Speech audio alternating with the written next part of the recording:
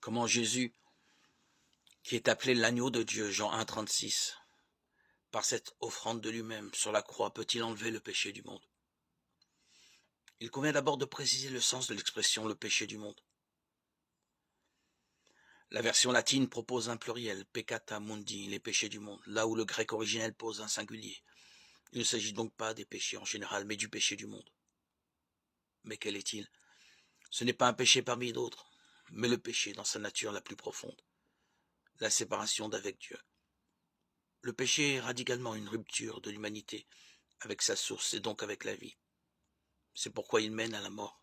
Romains 5, 12.